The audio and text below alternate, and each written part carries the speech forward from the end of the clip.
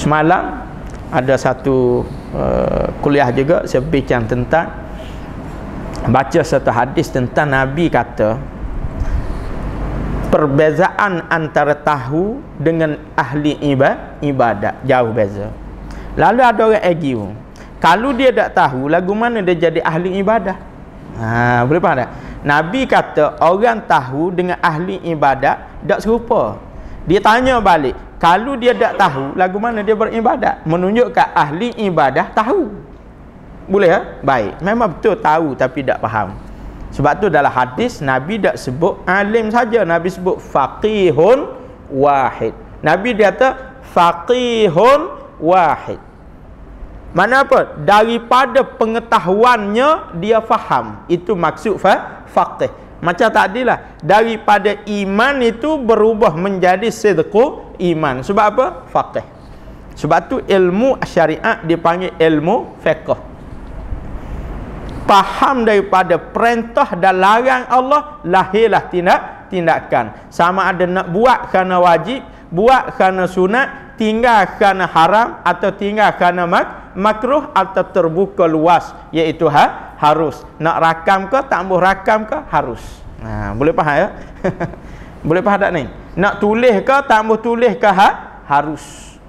Nak ambil Quran ke, tak boleh ambil Quran ke, harus. Tu sokong sikit. Tu dah. Sebab jenis tak ambil Quran, betul kan? Jadi harus. Tu kena faham. Tuan-tuan hadirin dikasihi oleh Allah Subhanahu wa taala. Baik, dia pun tanya, bukankah orang beribadat itu tahu baru boleh beribadat? Tak. Buktinya kita ambil hari Jumaat. Zuhur 1:30. Boleh? Maka bila masuk zuhur azan. Boleh? Azan kalau bila suara tak sedap, tak menang tanding bila masjid. Kena bila suara sedap. Bila suara sedap, berapa minit azan? Minit 5, betul kan? Muntaha tu 5. Baik, lepas azan sembahyang sunat. Baik, satu soalan. Apakah ada sandaran sembahyang sunat selepas azan pada hari Jumaat?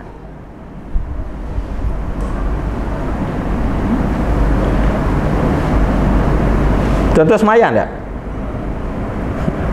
2-3 orang tak sembahyang tu. Majoriti bangun belaka tu kan. Persoalannya, mengapa bangun sembahyang?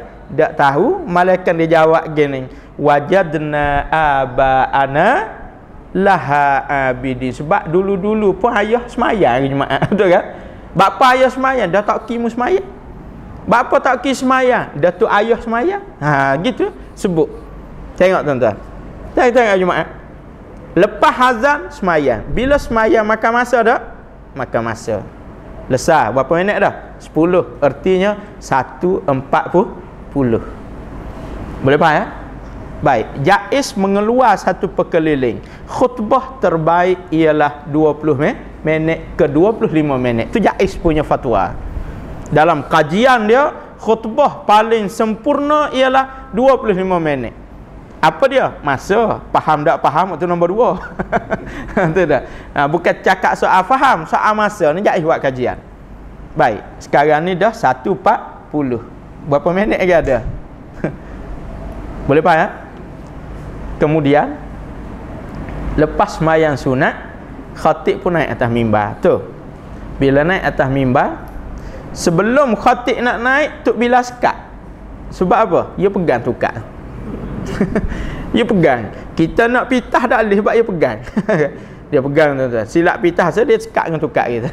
Tak boleh naik. Dia pegang. Baik, ana nak tiru malam ni, boleh hajar ah. Ni bukan saya nak merendahkan, tapi tuan-tuan fikir tengok. Sebab orang tak dikata kalau dia tak tahu maka dia tak buat. Boleh faham? Nabi cakap faham, bukan setakat tak tahu. Bila pegang tongkat hari Jumaat, tongkat. Sebab apa pegang tongkat? Dia nak cakap. Bila cakap mesti ada sebab dia nak cakap tu, dan mesti ada pendengar. Betul tak? Ada khitab. Dengan siapa dia cakap?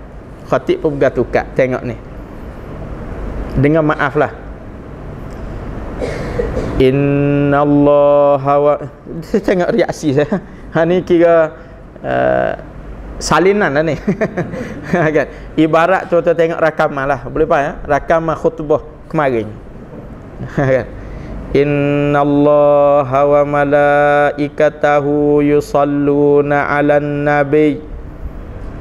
Boleh faham ya? Dia berhenti situ. Semua bila gitu belaka. Kerana dia dikursuskan begitu. Baik tuan-tuan, saya nak tanya satu soalan. Mengapa bila cakap dengan mata dia kelihatan kata liu-liah gitu? Seorang yang cakap dengan ada audience, dia mesti ada kontak dengan audience dia, betul kan? Dia pegang tukar kerah, dia pun baca. Pertama saya nak tanya, apa makmum faham daripada kata-kata Bilal? Arahan, announcement,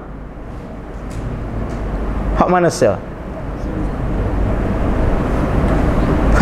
Hak mana sah?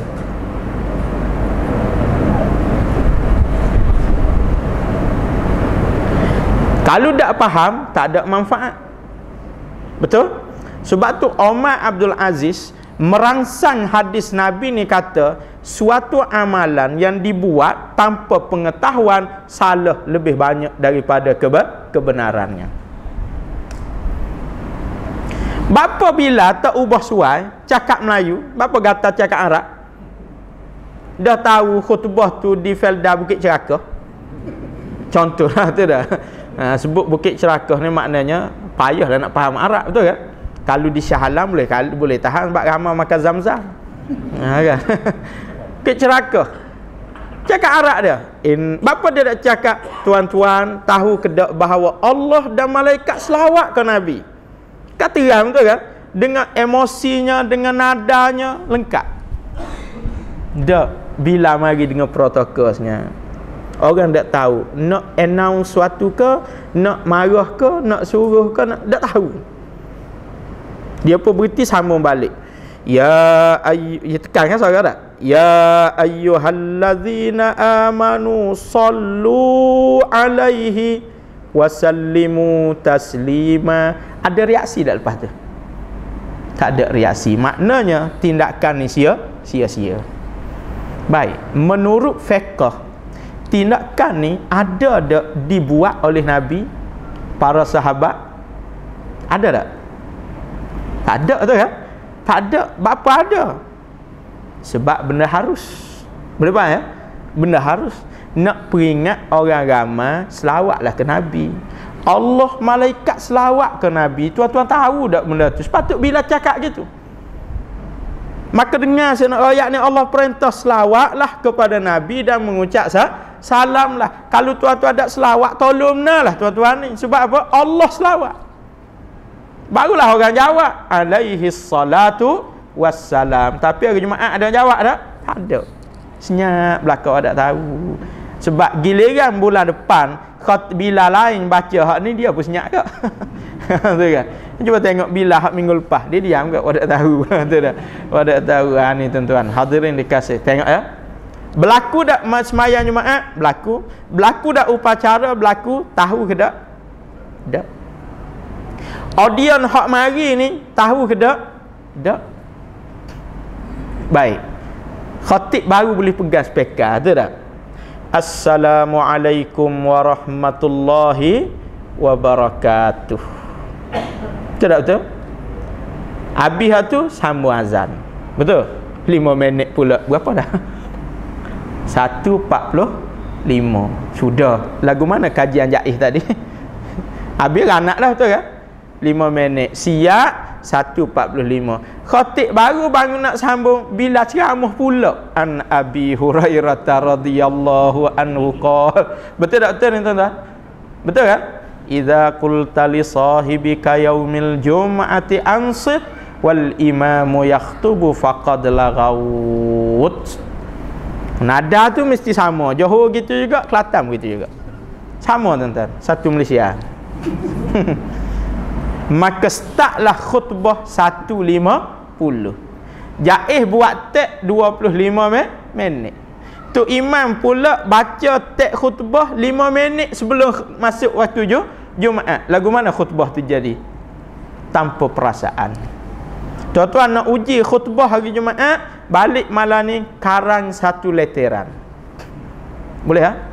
Kemudian esok buat hal sikit, masa isteri nak beleter, bagi teks dia. Boleh bang? Cuba tengok lagu mana isteri kita beleter dengan membaca teks. Faham tak ni? Lagu mana? Tak ada kesan, betul kan? Tak ada emosi dia hilang. Begitulah hari Jumaat, berulang tiap-tiap minggu. Berlaku tak khutbah? Berlaku. Berlaku tak sembahyang Jumaat? Berlaku. Berlaku tak dengar khutbah? Berlaku. Tapi dalam keadaan tahu macam Nabi suruh ke?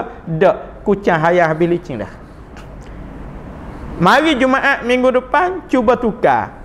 Buangkan semua gerak kerja Bilal kecuali azan sahaja. Khutbah jadi panjang tak? Panjang. Tapi mesti makmum akan kejut. Apa pula ni? Saya mengajar di sebuah masjid, beritahu tentang fiqhul Jumaat ni. Sebab Zuhur 1.5. Boleh faham ya? Tiba-tiba hari tu siapa sebut cukup setakat ni dulu, oleh kerana jemaah sudah mari semua sekali. Sebab Nabi bersabda, man dakhalal masjida wal imamu yas'udul mimbara fala jum'atalah. Siapa masuk masjid sedangkan khatib telah naik ke mimbar, maka tidak ada Jumaat baginya. Yakni tak ada pahala. Jadi sebab tu saya panjangkan tazkirah. Sebab tazkirah start satu suku, start pukul 1 tak ada lagi.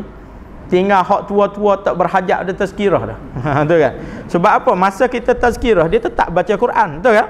Maknanya tak berhajat ada tazkirah. Jadi panjang habis pukul apa? 1.45.